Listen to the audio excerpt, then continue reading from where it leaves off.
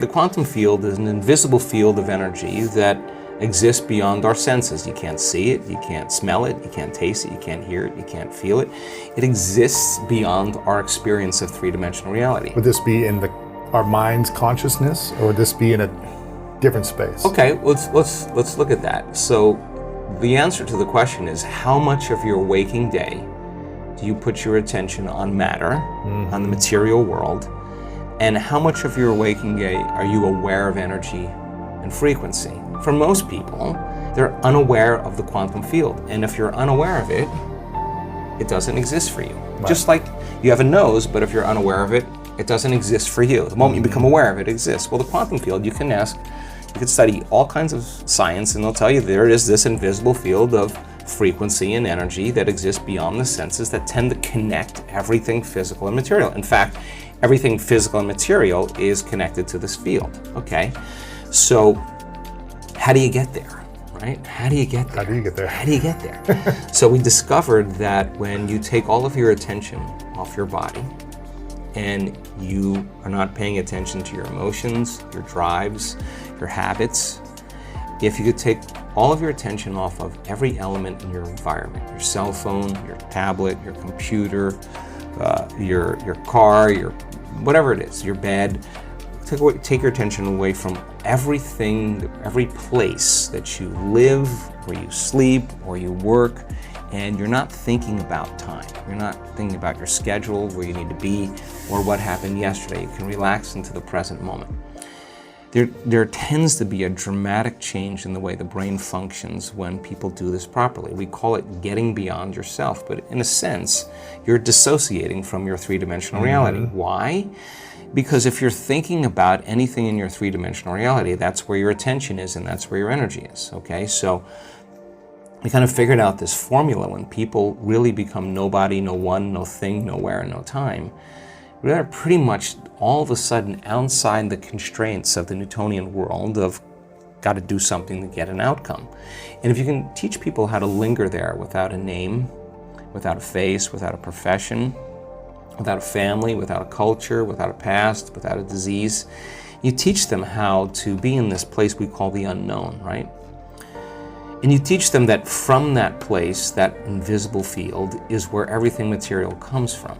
And if they could create coherence in the brain, you need a strong signal in the brain. The more coherent the brain, the more stronger the signal. What do you mean a strong signal? Okay, let's see how I could say this. When most people, when we look at brains in real time, and we're looking at people's how their mind is working. When you're under stress, okay, stress is created by not being able to predict something that's going to happen in your life. The perception that something's going to get worse or you can't control something, right? So when that occurs, we switch on that primitive nervous system called the fight or flight nervous system, and the brain goes into this very alarmed state called high beta. That means pay attention to the outer world, there's danger out there. But if it's not a predator and it's traffic or your coworker or your ex, right, this is where it gets to be a problem because it becomes very maladaptive, right? So when we're in that state and the brain is in that aroused state, we try to control and predict everything. So every person, every object, everything, every place, even your body has a neurological network in your brain, right? So as the arousal happens, we start shifting our attention to all these elements, and like a lightning storm in the clouds, the brain starts firing very, very incoherently. And when the brain's incoherent, we're incoherent. So that's not a strong signal. It's a static on the wire. That's disconnection. There is no signal. Right. So when we're in that state, we're always really looking for the worst case scenario of what's going to happen, because if you prepare for the worst, anything less happens, a better chance of survival, right?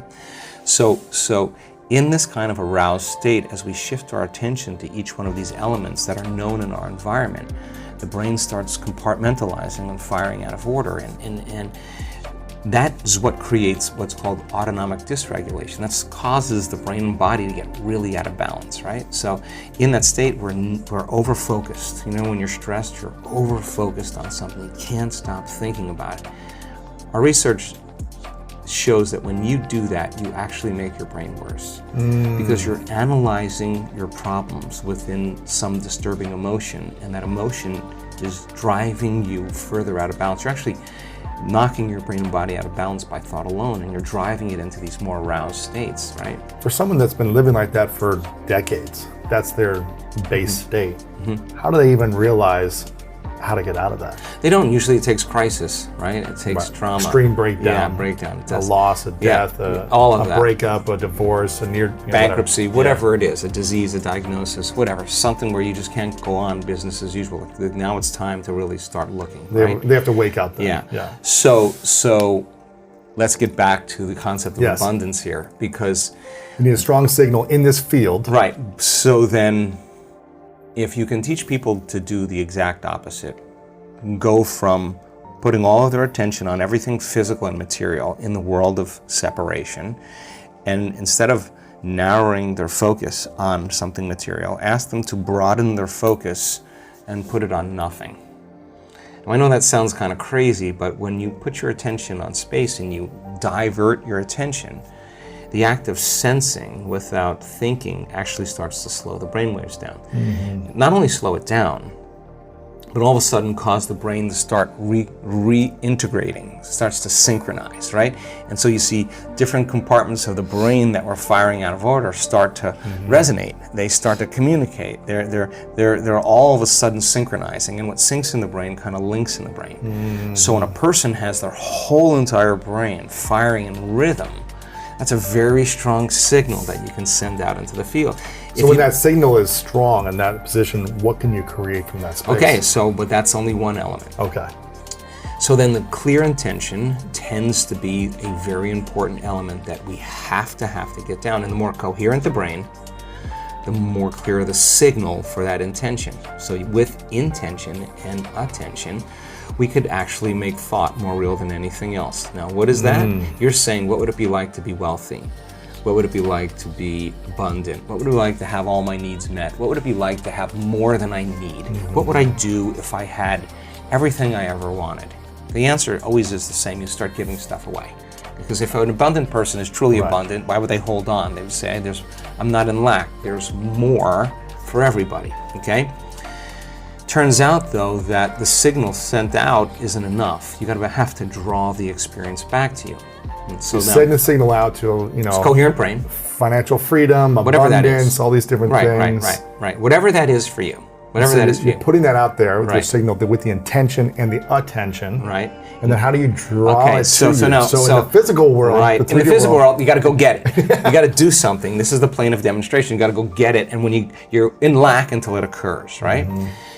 But I'm hearing you say there's a way to not chase but attract. All right, so if you're creating from the field instead of from matter, right, there's a very strong possibility that you'll shorten the distance between the thought of what you want and the experience of having it. And when there's a vibrational match between your energy and that future that you want to experience, now if you're creating from the field, you actually don't go anywhere to get it. You actually draw it to you. So here comes the synchronicities, the serendipities, the coincidences, the opportunities, and they come out of nowhere.